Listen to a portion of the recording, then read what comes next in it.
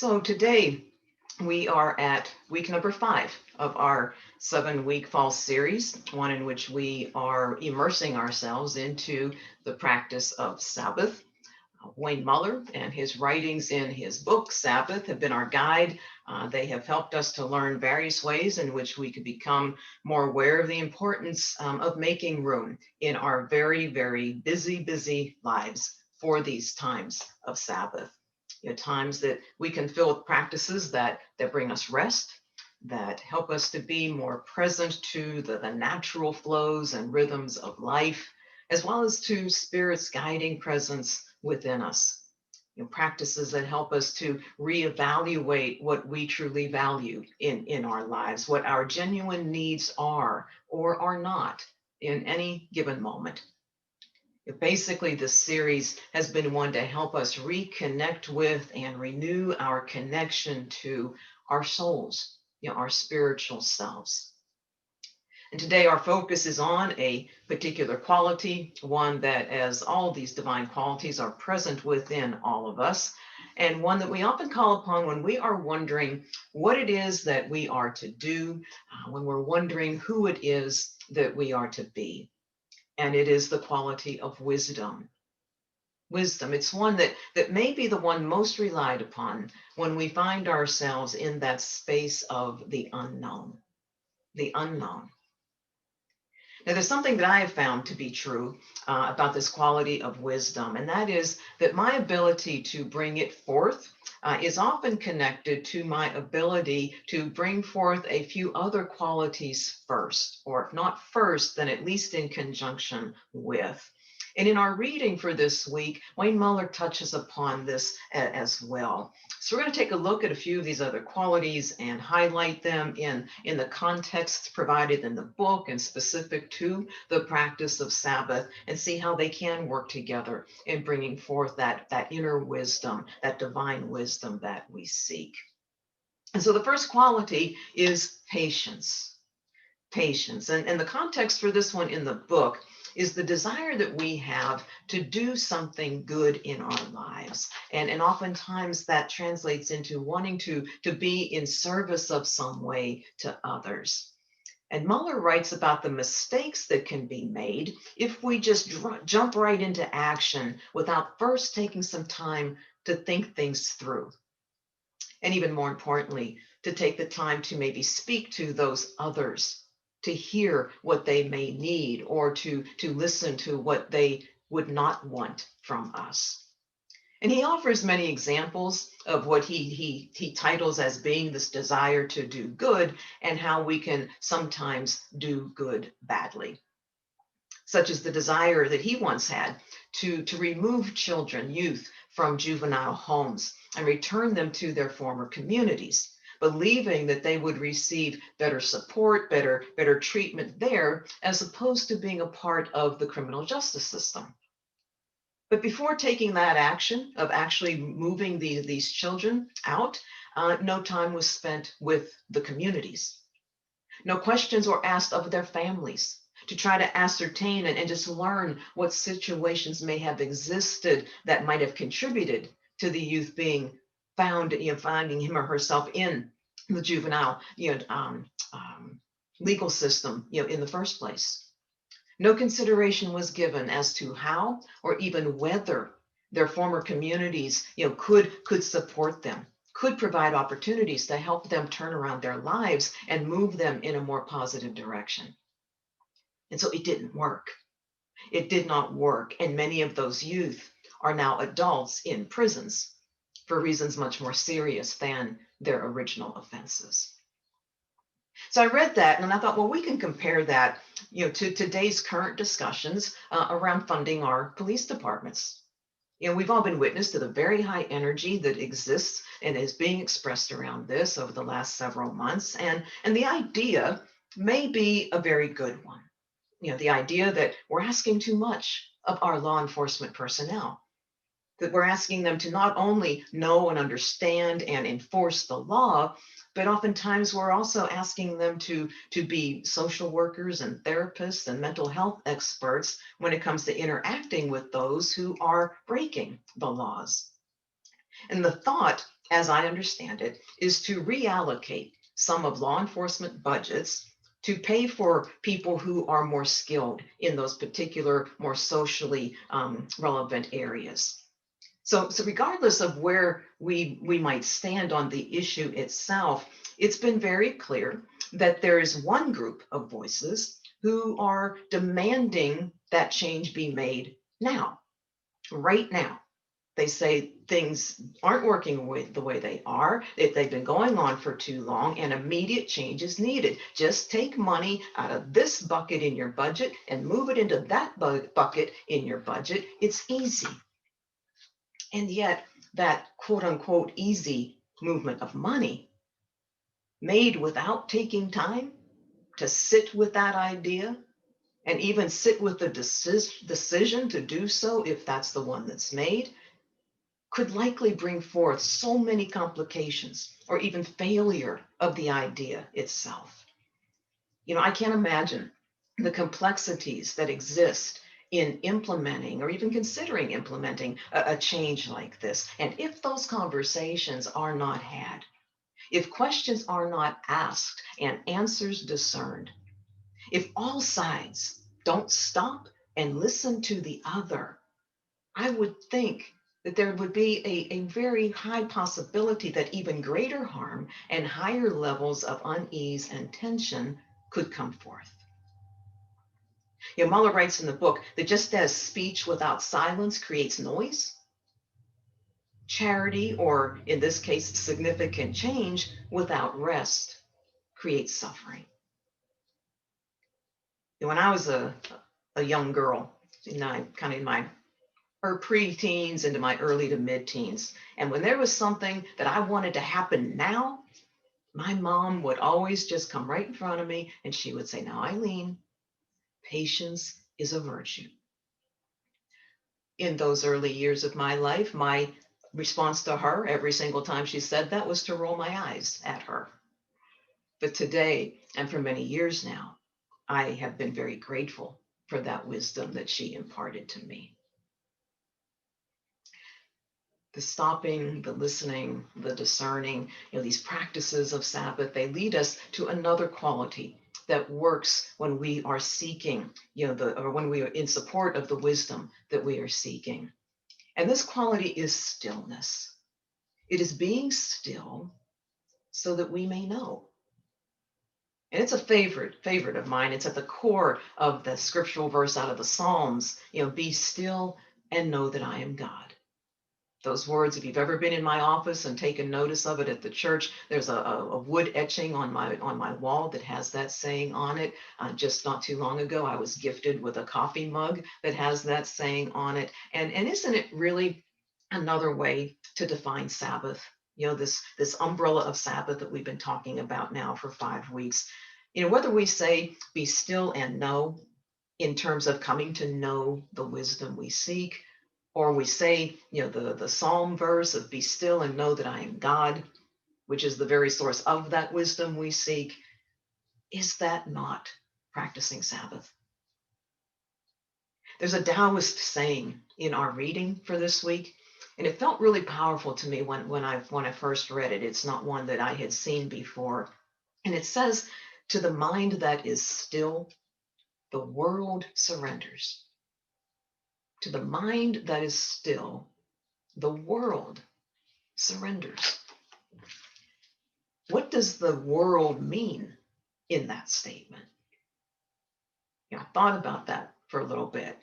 And I did so in the context of this week of the series and the focus on cultivating and bringing forth that inner wisdom.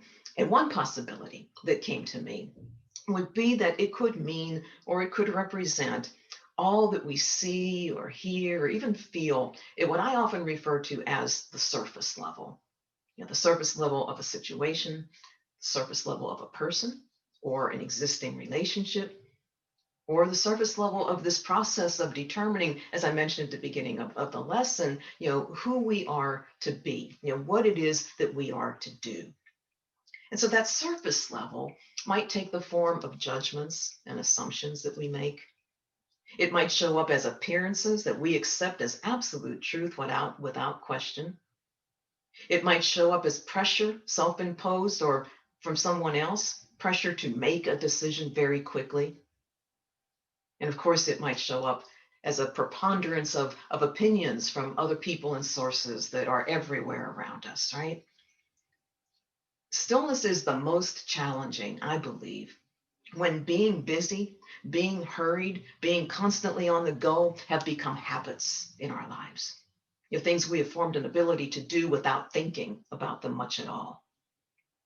But Sabbath, used as a means to develop our ability to be still, is what Wayne Muller offers to us as being when we listen more carefully to the story beneath the habitual words and actions that flood our days.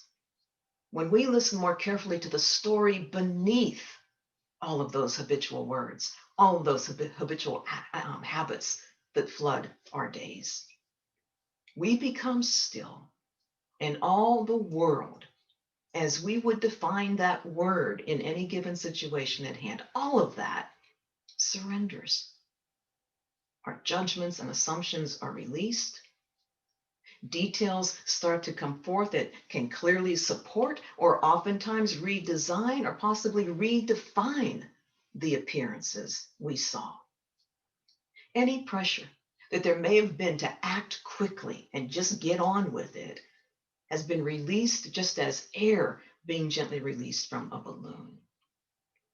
And into all of that calm, into that wonderful space, the stories come forth.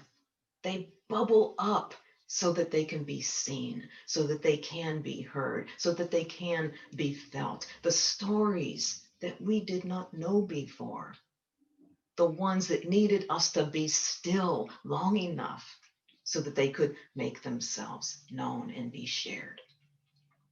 See, the stories are the details that we didn't know about. They are the answers that bring forth the greater clarity and also often point out the bumps that we would have missed, the bumps that could have possibly knocked us off course or just totally cratered any decision that we had made. And if the story being revealed is about us, it helps us to be present to whatever new insights are coming forth. It helps us to be present to the feelings that may start to be evoked. And if the story is someone else's, we can be guided in ways to which to be compassionate and understanding at levels that were not available to us at the surface level. My lesson writing process, it is one of start and stop. Start and stop. Every Friday, 8 to 9 hours, I start and I stop. I write for a bit and then I stop. I reread the words. Very often I will speak them aloud, see how they feel. And then I sit for a moment or two and I just let it all be. And it was in one of those let it all be moments this past Friday that a new piece of a certain chapter of my story actually revealed itself for the first time. About 20 years ago, I had made plans to take a couple of days off from my job at that time and make a very quick visit to a friend who had moved away from Houston, which was where I was living at that time. And so we met up and we spent a really wonderful first day together. And then the next day, I woke up in the morning, and when I woke up, I found myself to be in a very serious, very painful flare of the fibromyalgia that I have.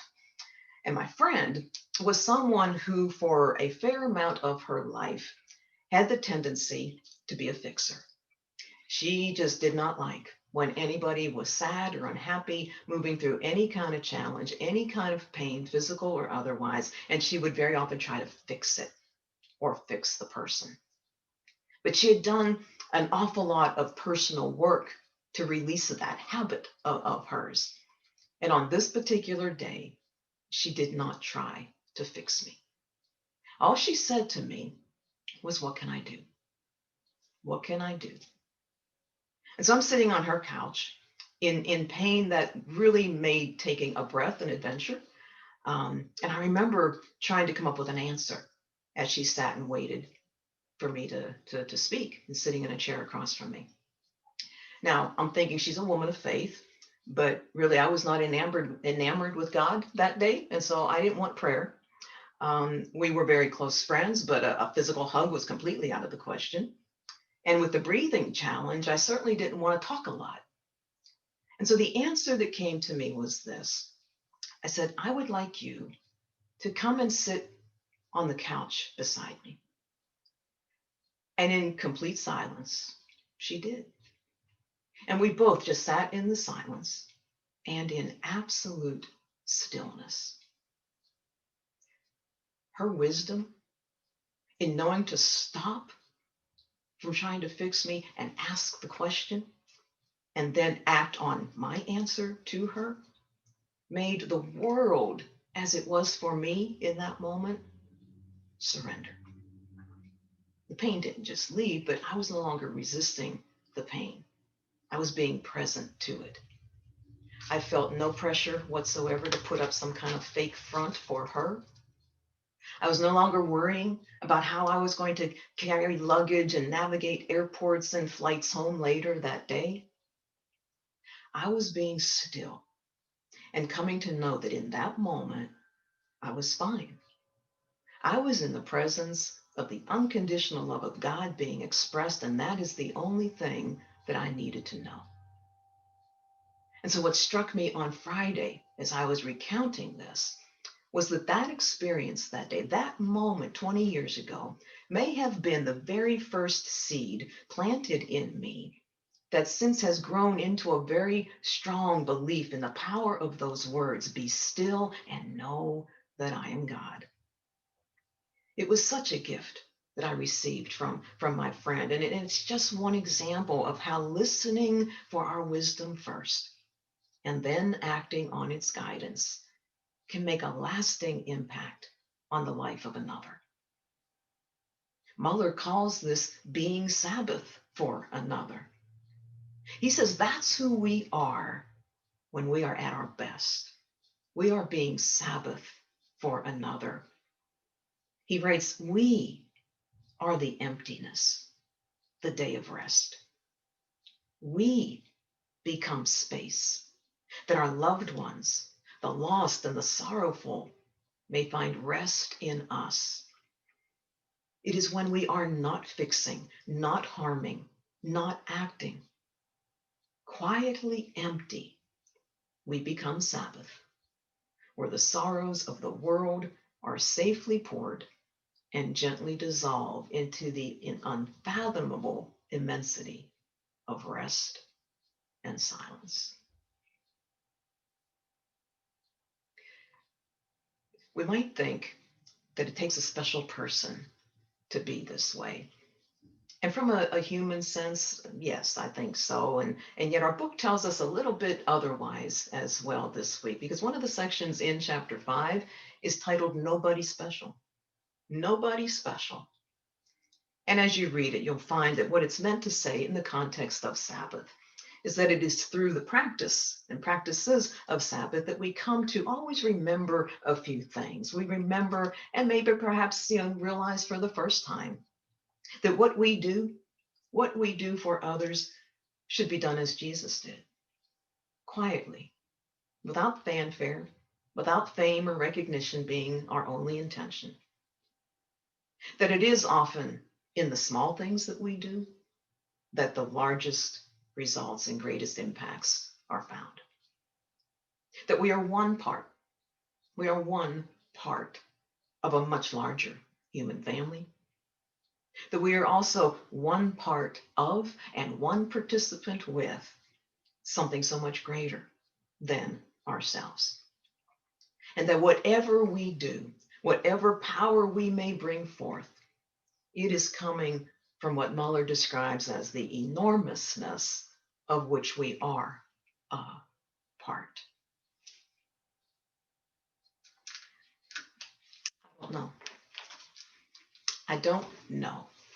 I have to say that I believe I've said those 3 words more this year than in all of my other years combined. I don't know. There are words that begin a prayer by Thomas Merton that say, my dear God, I have no idea where I am going, I do not see the road ahead of me. I cannot know for certain where it will end. To that, Wayne Muller offers what Zen Buddhist monk Suzuki Roshi calls a condition of being that is referred to as the beginner's mind. The beginner's mind. And since I have a feeling that I don't know is going to continue to be a part of my vocabulary for at least a little bit longer, I was quite interested in what that meant. What does the beginner's mind mean, from this Zen Buddhist perspective?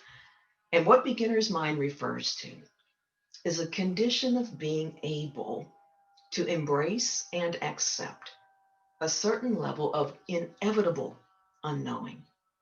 Inevitable unknowing. It is a fertile practice because often it is when we do not know the outcome that all things become possible. When we don't know the outcome, that's when all things become possible. Right there, those words brought comfort to my I don't knows of today. And it did so because it was one of those reminders that come back to us in our times of Sabbath. The reminders of so many other times in our lives when what first began as a challenge transformed into so much growth for us. Those times when sorrow and pain brought forth so many unanticipated blessings. The times when all seemed lost, becoming times of wonderful new beginnings. That's what practicing Sabbath really is. It is an active invitation for new beginnings. And doing so without knowing much, if anything at all, about what they are or how they're going to look.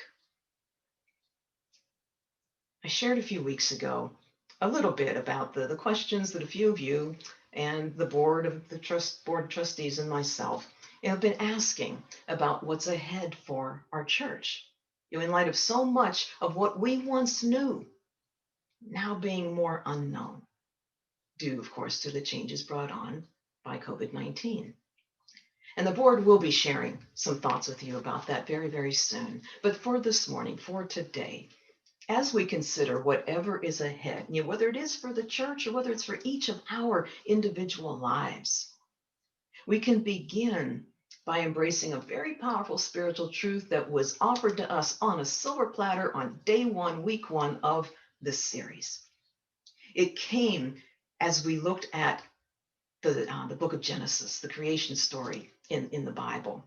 And that truth told us that there is a fundamental goodness presumed throughout the creation story. It is presumed because God created, stepped back, and saw that what was created was good. A Sabbath is surrendering to Spirit. And so in that partnership, whatever is going to be created by you in your own lives as we continue moving through this challenging time, whatever I create, whatever we create together, we start from the premise that it will be good. I know that the unknowing is hard sometimes. I'm right there with you. And I know that the time it can take to know can sometimes feel like a very uncomfortable eternity. The closing paragraph to this week's reading in the book has proven to be a very soothing balm for me. And I offer its words to you as we close this time together this morning. Sabbath honors this quality of unknowing, an open receptivity of mind, essential for allowing things to speak to us from where they are. If we take a day and rest, we cultivate Sabbath mind. We let go of knowing what will happen next, and we find the courage to wait for the teaching that has not yet emerged. The presumption of Sabbath is that it is good. and that the wisdom, courage, and clarity we need are already embedded in creation. The solution is already alive in the problem. Our work is not always to push and to strive and to struggle. Sometimes we have only to be still, says the psalmist, and we will know. For each of your own individual lives and what is unknown for you at this time, you will know. I say the same for myself. I will know. And together, as this congregation for this ministry, we will know. God bless you.